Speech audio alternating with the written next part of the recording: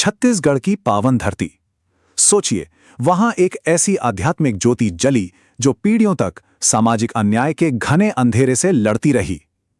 ये कहानी है सतनाम पंथ की, और उस विरासत की जिसे गुरु घासीदास के वंशजों ने अपने लहू से सींचा था। तो चलिए आज इस अमर गाथा में थोड़ा और गहराई से उतरते हैं। देखिए, ये सिर्फ एक कहानी नहीं है, बल्कि एक मशाल को एक हाथ से दूसरे हाथ में सौंपने की यात्रा है।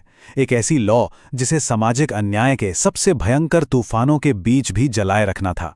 ये उस भारी जिम्मेदारी की गाथा है जो एक पीढ़ी दूसरी पीढ़ी को सौंपती है। तो इस कहानी की शुरुआत होती है सतनाम आंदोलन के महानायक गुरु घासीदास जी से, वो शख्स जिन्होंने सदियों के अंधेरे के खिलाफ सत्य और समानता की पहली सबसे साहसी लौ जलाई थी। जरा उस दौर की कल्पना कीजिए जब समाज जाति पाति, ऊंच नीच और भेदभाव की न दिखने वाली लेकिन बहुत मजबूत जंजीरों में जकड़ा हुआ था। अज्ञान और अन्याय का अंधेरा इतना घना था कि रोशनी की उम्मीद ही लगभग खत्म हो चुकी थी। और ठीक इसी अंधेरे को चीरने के लिए एक दिव्य प्रकाश का जन्म हुआ। जी हां, वो महान संत थे गुरु घासीदास। उन्होंने उस जड़ हो चुके समाज को एक नई, एक क्रांतिकारी दिशा दी और सतनाम पंथ की नींव रखी।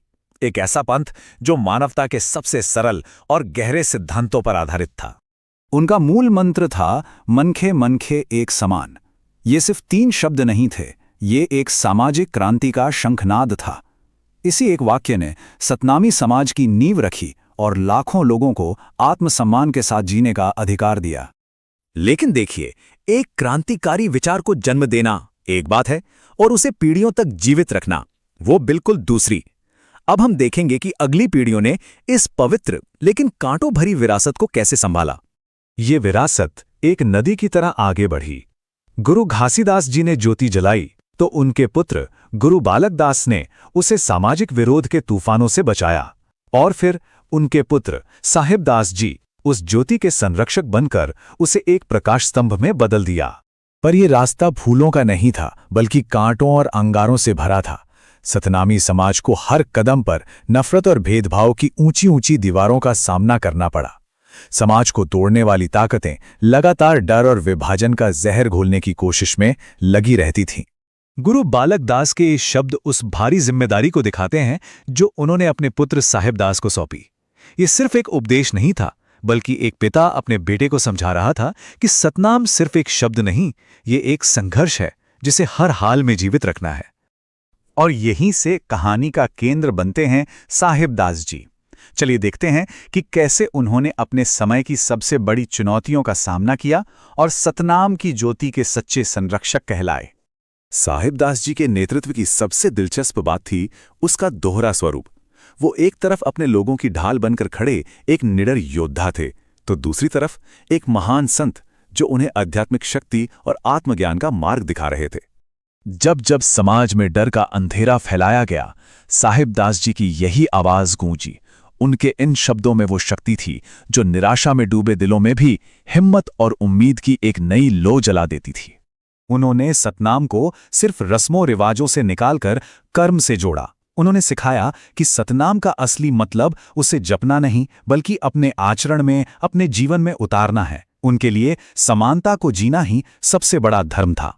अब ये जो महान गाथा है, ये केवल इतिहास की किताबों में कैद होकर नहीं रह गई।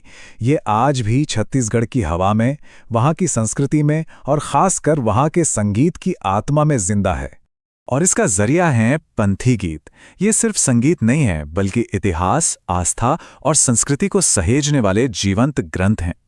इन्हीं गीतों के सुरों में सतनामी समाज अपनी विरासत को एक पीढ़ी से दूसरी पीढ़ी तक पहुंचाता आया है।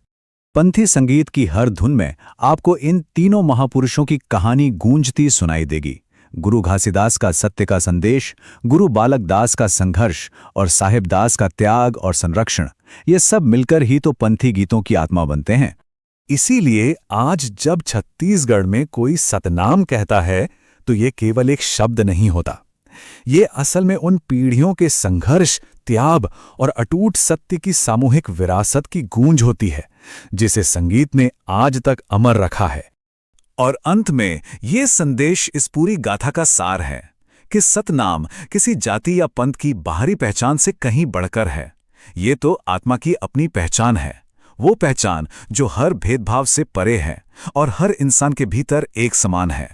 इस पूरे विश्लेषण को समाप्त करते हुए एक विचार उभरता है, हमारी अपनी संस्कृतियों में वो कौन सी कहानियां या गीत हैं जो हमारे पूर्वजों के मूल्यों को आज भी हमारे बीच जीवित रखे हुए हैं।